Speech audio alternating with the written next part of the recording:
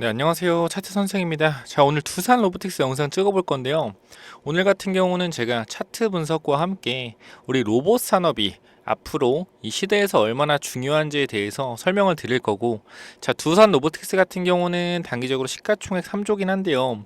밸류에이션이 좀 높긴 해요. 높긴 한데 앞으로 그 2차 전지처럼 미래의 가치를 땡겨와서 실적이 폭발적으로 증가하는 타이밍. 에코프로도 마찬가지예요. 에코프로 같은 경우도 실적이 잘 안 나오는 기간이 분명히 있었습니다. 실적이 안 나오는 기간이 있었고, 이 실적이 회복되면서 어느 정도 이 실적을 뛰어넘는 매출을 발생시켰을 때가 우리 시세의 정점이라고 볼 수 있는데, 그게 바로 2023년도였던 거죠. 그죠? 에코프로도 마찬가지로. 자, 그러면 우리가 이 로봇 산업의 꿈은 언제 시작될까? 로봇 산업의 꿈은 언제 시작될까? 고민을 해보자고요. 첫 번째로 우리가 인플레이션 금리 인상을 통해서 지속적으로 어느 정도 인플레이션을 잡으려고 시도를 하고 있고, 인플레이션 잡혔습니다. 인플레이션 잡혔지만 단기적으로 우리가 이제 계속해서 물가는 오를 거고요. 계속해서 인구는 감소를 할 겁니다. 그죠? 그럼 이거에 대해서 물가가 계속 오르면은 당연히 인건비가 상승할 거고요. 인력이 부족하게 되면 당연히 또 뭐예요? 또 인건비가 상승할 겁니다. 그럼 미래에 가면 갈수록 인건비는 지속적으로 상승을 하게 됩니다. 그죠? 그럼 이거에 따라서 우리가 이 인건비가 지속적으로 상승을 한다라고 하면은 미래에 사람들을 고용하는 것보다는 로봇을 사용해서 공장을 돌리는 게 보다 현명하다라는 겁니다. 그죠? 우리가 지금 시대의 딱 흐름이 전기차, 그러니까 내연기관에서 2차 전지로 바뀌는 이 2차 전지 시대가 오면서요. 단기적으로 올라간 게 2차 전지. 그죠? 2차 전지 잘 올라갔어요. 근데 저는 이것보다 미래에 더 중요한 것이 바로 이 공장이라는 것에 자동화 시스템이 굉장히 중요하다 생각합니다. 첫 번째로 인력이 굉장히 떨어지고요.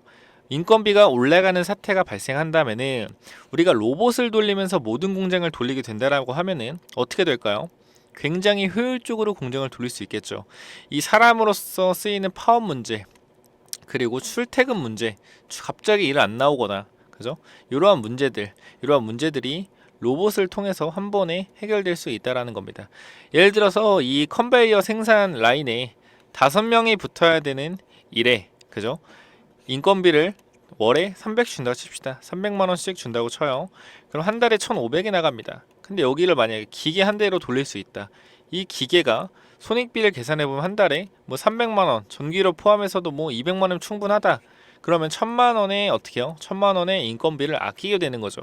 근데 이게 기술력이 안 되기 때문에 아직까지 이렇게 막 효율적으로 쓰지 못하는 건데, 미래의 기술력이 만약에 뒷받쳐 준다고 하면은 이 사람이 쓰는 자리에 로봇들이 다 들어오게 되겠죠.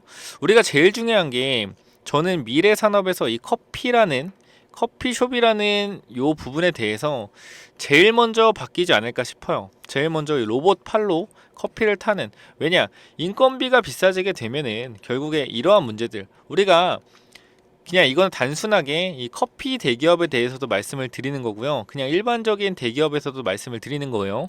자, 우리가 대기업이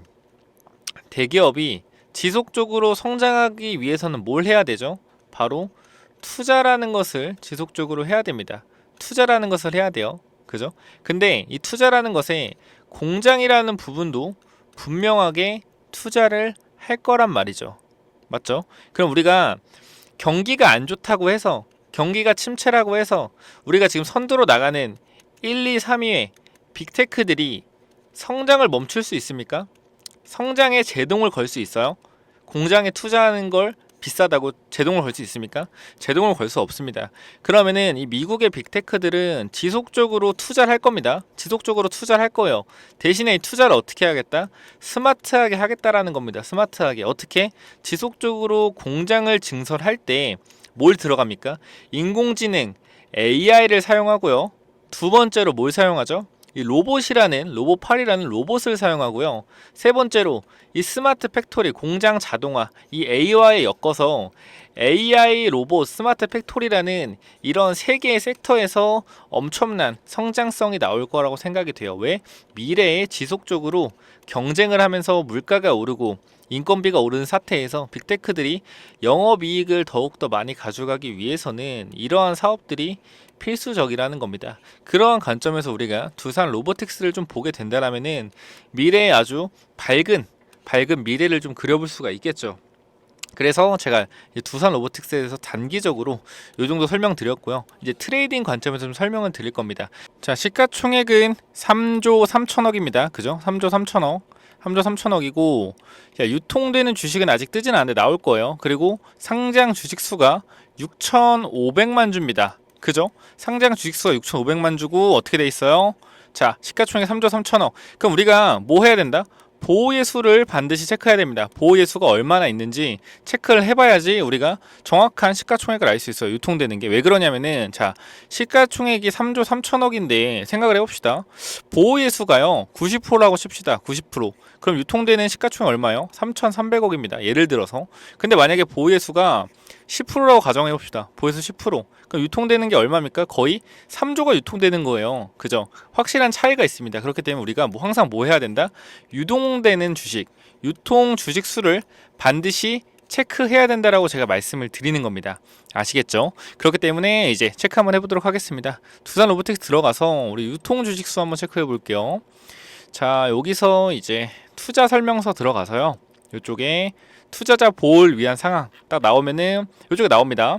자, 보호예수가 얼마 걸려있죠? 자, 2200만 주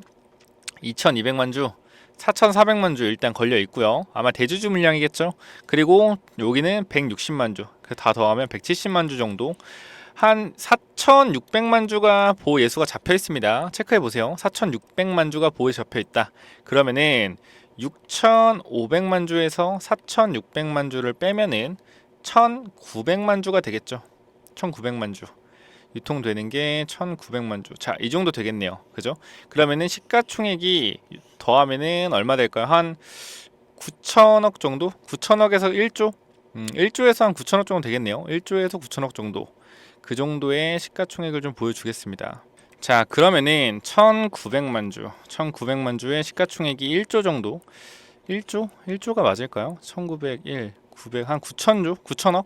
9천억 정도의 시가총액을 자랑한다고 보면 되겠네요. 자, 그러면은 우리가 좀 생각을 해봅시다. 우리가 비교 대상이 누가 있을까요? 레인보우가 그나마 조금 로봇 여기 시장에서 조금 비교가 될 만한 대상인 것 같아요.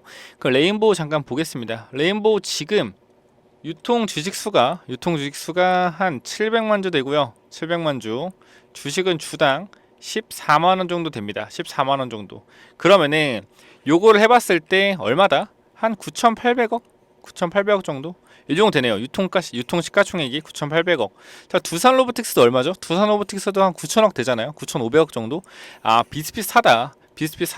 그럼 앞으로 레인보우가 올라가면은 두산도 따라서 올라갈 가능성이 있다. 물론 여기서 우리가 두산이 대장주로 보면서 이 영상을 보시겠지만 어쨌건 로봇주의 흐름이라는 것은 기존에 일단 상장되어 있는 로봇주들이 움직이면서 움직이는 것도 있기 때문에 자, 근데 우리가 또 그렇게 보면은 레인보우가 일단 차트가 만들어져 있잖아요. 그리고 레인보우가 이러한 지지선에서 지지를 받는 모습도 보여지고 있고요. 그 레인보우가 반등이 나올 자리이기 때문에 여기서 두산도 같이 반등이 나올 만한 자리라고 볼 수 있습니다. 하지만 레인보우가 올라가면서 두산과 레인보우를 비교했을 때 두산이 더 좋은 회사입니다.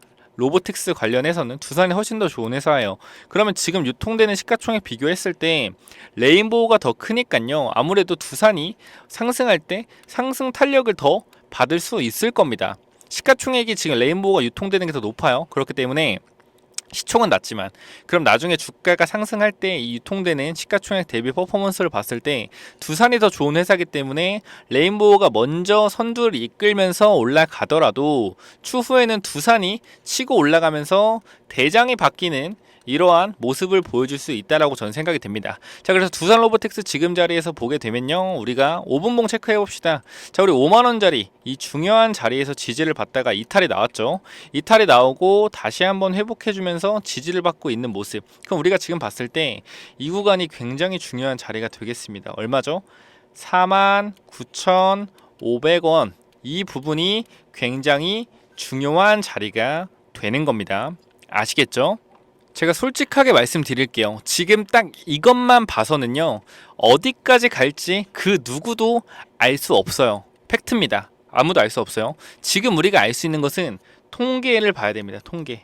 통계를 뭐 해야 돼요? 통계를 체크해야 돼요. 어떤 통계? 이렇게 같은 업종에 예를 들어서 뭐 2차전지 그리퍼라고 한다면은 2차전지 그리퍼가 상장되어 있는 회사가 있습니다. 여기가 대장주예요. 상장주 중엔 대장이고, 상장이 안 된 2차전지 그리퍼 관련된 종목이 있다. 근데 사실상 얘가 비상장 통틀어서, 상장과 통틀어서 얘가 1등이다. 근데 얘가 상장돼서 만약에 시장에 튀어나왔단 말이에요. 그죠? 그러면은 이 당시에 얘와 얘를 비교해서 이 상승률을 비교해야 돼요. 얼마나 이 올랐을 때 올라간 그런 통계적 유의성이 있느냐 봤을 때, 그러한 퍼센트, 같은 업종에서 대장, 상장주 중에 대장, 그 정책 통틀어서 대장, 하지만 상장이 안 되네, 얘가 상장되었을 때 이 비교 대상을 가지고 얼마나 상승할 수 있을지에 대해서 우리가 항상 뭐 해야 된다? 통계적인 분석을 통해서 얼마나 상승했는지 체크를 해봐야 된다는 겁니다. 그럼 우리 지금 자리에서 그 이전에 있던 과거의 사례들, 비슷한 업종, 바이오도 마찬가지죠. 바이오도 뭐 폐암, 비소폐암과 뭐 암 같은 경우도 위암, 대장암, 이러한 분명한 개발 중인, 이 개발 단계에 있는 임상 뭐 이상이나 있는 바이오 회사가 있을 거고, 기존의 상장에서 뭐 HLB처럼 이미 여기 코스닥에서 시가총액을 뭐 1위에서 3위를 왔다 갔다 했던 이런 회사들을 비교해서 얘가 상장됐을 때 주가 퍼포먼스를 체크해야 된다는 거예요. 근데 봤을 때 제가 일단 두산 로보틱스를 보았을 때는 이러한 퍼센트 비교해서 최소 이 땡땡 퍼센트 정도는 더 올라간다. 요게 뭐 100% 이런 게 아니고요. 현실적인 부분에서 말씀드리는 겁니다. 상승폭은 항상 있었는데 이 상승폭이 요 정도 좀 올라갈 것 같은데, 제가 말씀을 안 드리는 것은 이거는 신규 상장주고요. 제가 여기서 목표가를 제시하게 되면요, 분명하게 틀릴 가능성도 있어요. 근데 저는 어쨌건 통계적으로 보기 때문에 이 통계적으로 보는 확률은 거의 80% 이상 맞을 거라고 생각이 됩니다. 왜? 이 상장주는 항상 뭐가 없어요? 상장주는 항상 매물대가 없기 때문에 올라갈 때 조금 강하게 올라가주는 모습을 보여준다. 자, 그렇기 때문에 우리가 지금 봐야 할 것은 단기적으로 이 상승 퍼포먼스가 어느 정도 나올지 통계적으로 체크해 봐야 된다는 거예요. 그래서 제가 만들어 놨습니다. 자, 제가 두산 로보틱스 목표가 확실하게 잡아놨습니다. 터무니없게 2배, 3배 이렇게 말씀 안 드리고요. 현실적인 상승폭을 말씀드릴게요. 일단 제 관점에서는, 그리고 차트적 관점에서도 모두 이 상방을 조금 열어두고 볼 수가 있을 것 같고요. 제일 중요한 것은 같은 비교 대상인 이 레인보우 로보틱스가 지금 자리에서 단기적인 이 지지선 구간에 닿았기 때문에 추가적으로 데드캣 바운스든 급등 바운스든 이 반등 폭이 가볍지 않은 고가권 좀 강한 반등이 나올 것 같다라는 생각이 드는 겁니다. 여기서 헤드앤숄더로 치더라도요, 기분 나쁘게 듣지 마시고요, 판단해보세요. 여기서 헤드앤숄더로 치더라도요, 지금 자리가 14만원 구간인데 한 18만원 정도까지도 어떻게 돼요? 단기적으로 이 헤드앤숄더 구간입니다. 만약에 이게 나온다고 하더라도, 그럼 이 구간에서 레인보우가 달리면서 두산이 따라갈 수 있는 상황이 나오고, 레인보우가 죽으면서 두산이 대장이 되면서 짧게서 올라가는, 왜? 신고가기 때문에 이러한 상황도 만들어질 수 있다는 겁니다. 그렇기 때문에 이쪽에 제가 만들어 놓은 이 두산 로보틱스 목표가 제가 확실하게 좀 잡아 드릴 테니까 위에 번호, 자, 010-9201, 자, 6329 이쪽으로 두산 로보틱스, 너무 많으니까요, 그냥 간단하게 두라고 보내주세요. 두라고 보내주시면은, 자, 두라고 보내주시면요, 제가 관련돼서 이 목표가 확실하게 이 통계적인 분석을 통해서, 그리고 레인보우가 지지가 나왔기 때문에 반등 나올 가능성도 훨씬 높습니다. 그렇기 때문에 목표가 통계적으로 상승률을 조금 정의해서 말씀드리겠습니다. 위에 번호 다시 말씀드립니다. 010-9201-6329 이쪽으로 두라고 보내주시면 됩니다. 자, 여기까지 하고 마무리하겠습니다. 감사합니다.